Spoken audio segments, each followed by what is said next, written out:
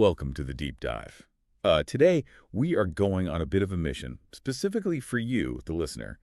We're unpacking a pretty fascinating piece of environmental research. Yeah, it's a really incredible study. Right, so the title is a bit of a mouthful. It's called Utility of Multivariate Statistical Analysis to Identify Factors Contributing River Water Quality in Two Different Seasons in Cold, Arid, High-Altitude Region of Leh Ladakh, India. Which is, a very academic way of saying they used heavy-duty math to decode the hidden story in a very extreme river. Exactly. We've got the paper, the supplementary data, all of it.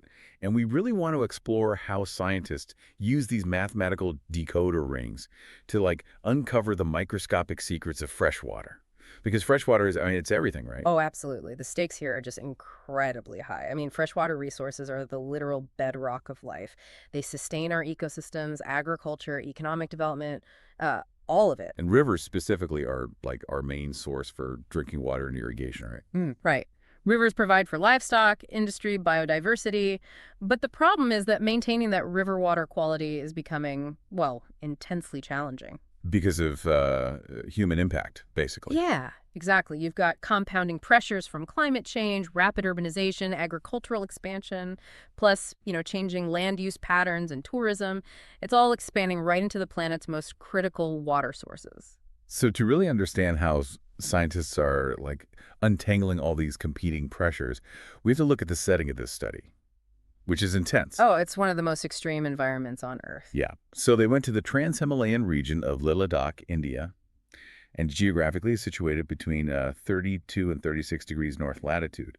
But the wild part is the elevation. It's sitting at 2,300 to 5,000 meters above sea level. Which is incredibly high. It's officially referred to as a cold, arid region, or a cold desert. A cold desert, which sounds like an oxymoron, but it makes sense, right? Yeah. It does, yeah, because it experiences both severe Arctic winters and these really intense, dry summer conditions. So you have immense solar radiation, but very, very limited rainfall. So where does the water even come from? The hydrology is driven almost entirely by snowmelt. Snowmelt and glacier runoff, which feeds directly into the Indus River.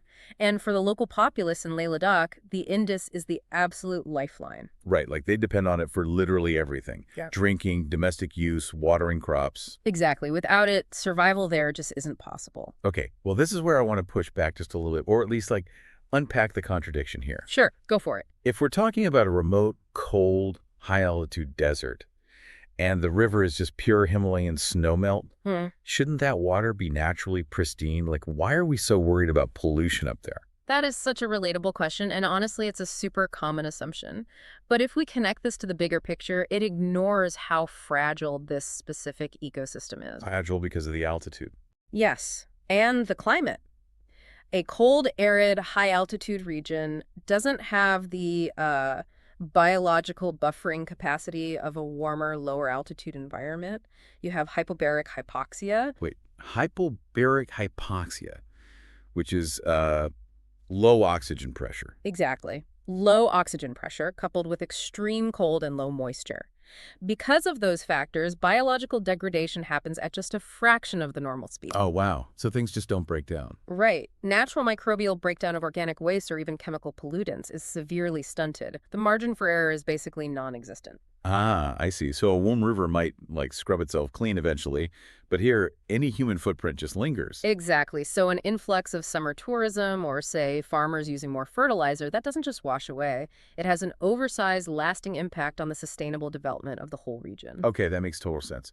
And because this river is under those really unique pressures, I'm guessing you can't just, dip a pH strip in the water and call it a day. Not at all. Evaluating this water is incredibly complex. River water quality isn't just one or two things. It's a chaotic mix of interacting factors. Both natural and human-made, right? Anthropogenic. Yes. You have geology, mineral weathering from the rocks, glacier melt, colliding with agricultural runoff and domestic wastewater. So to get a realistic picture, they had to measure everything. Yeah, and looking at the study, the sheer volume of what they tested is wild. They tested 25 different parameters. It's a massive undertaking. They looked at physical variables like temperature, pH, electrical conductivity, total dissolved solids, salinity, turbidity, and dissolved oxygen. And they didn't stop there. They paired that with heavy chemical profiling. Right. Chloride, alkalinity, hardness, sulfate, nitrate, phosphate, fluoride, total organic carbon. Plus, they specifically look for microbial contamination like E. coli. Which is a huge indicator for human and animal waste. And then, of course, the major minerals. Yeah, calcium, magnesium, iron, sodium, potassium, and manganese. Just like a massive net. How do you even test all that accurately out in the Himalayas? Well, it requires really stringent laboratory methodology. They adhered strictly to APHA standards, that's the American Public Health Association. For things that change quickly, like dissolved oxygen or pH, they used handheld hash meters right there on the spot. Oh, because if you take the water away, the oxygen levels might change in the jar. Precisely. You have to get that data immediately. But for pinpointing the trace minerals, they used something called ICP-OES back in the lab. Inductively coupled plasma optical emission spectroscopy? I practiced saying that. You nailed it, and it's brilliant tech. It essentially uses superheated plasma to excite the atoms in the water, and as they cool down, they emit specific wavelengths of light that the machine reads like a barcode. That's crazy. So it tells them exactly what minerals are in there, down to the tiniest trace. Exactly, but all that tech doesn't matter if the sampling strategy is flawed. They took a very specific approach. They collected 28 samples in the summer and 28 in the winter. Across 7 different sites, right. Yeah. And they were super specific, taking water at exactly a 10-centimeter depth, always between 10:00:00 in the morning. Right, and this raises an important question. Why focus so heavily on the seasons? Because the Himalayas completely transform, right. They do. The environment fundamentally shifts. In the summer, you have high river flow from the snowmelt, active farming, huge amounts of tourism. In winter, it all just freezes over. The flow drops, agriculture goes totally dormant, and hardly anyone is traveling. Exactly. But here's the catch. When you test 25 parameters across 56 samples representing 2 totally different ecological states, You get a wall of numbers, just a massive overlapping data set. right, to the human eye, it's just chaotic data. You can't just look at a spreadsheet of thousands of numbers and say, ah, yes, this specific farm caused this. That's why they brought in multivariate statistical analysis. The statistical decoder ring. That's a great way to put it. These are incredibly powerful mathematical tools. They simplify complex environmental data sets by finding hidden relationships and reducing redundancy. Okay, here's where it gets really interesting. And I want to try an analogy here for principal component analysis, or PCA, which is the first tool they used. Go for it. Imagine you have like hundreds of individual puzzle pieces scattered on a table. Those are our individual data points. PCA is basically a technique that organizes all those chaotic pieces into just a few meaningful pictures. Right, the principal components. Yeah, it summarizes the entire data set without losing the original information. It just groups the things that vary together. That's exactly right. But before you can confidently group those pieces, you have to prove mathematically that the data is suitable for this. They use the Kaiser-Meyer-Olkin test, or KMO. And they scored around 0.67 for both seasons, right? Which means it's mathematically sound to compress it. Exactly. Anything above 0.5 means the variables share enough underlying patterns to proceed. So once PCA isolates those pictures, they move on to factor analysis, or FA. How is that different from PCA? Well, FA takes those PCA pictures and interprets them. It groups the variables into meaningful environmental factors. Essentially, it points the finger at the underlying real-world pollution sources. Ah, okay. So it says this group of numbers is actually agricultural runoff, or this group is domestic waste. Precisely.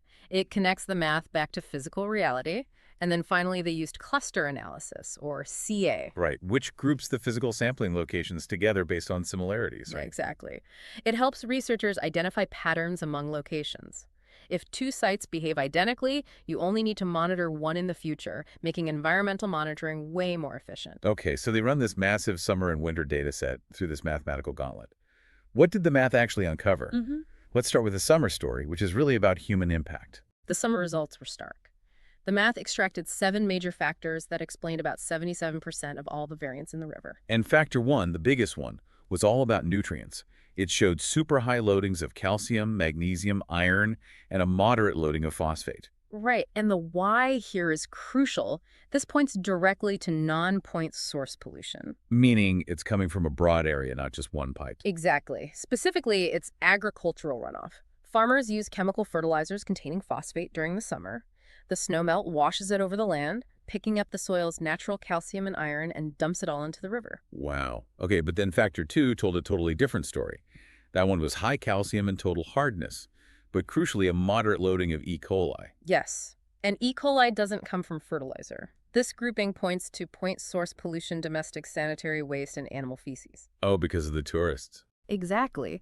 During the active summer months, the population swells, the sanitation infrastructure gets overwhelmed, and human waste enters the water. And that biological waste actually accelerates the dissolution of calcium from the local rocks, which drives up the water hardness. That is wild. The math literally separated the footprint of the local farmers from the footprint of the summer tourists. It did. But what's fascinating here is what happens when we look at the winter story. Yeah, because winter was a complete contrast. The math found 8 factors.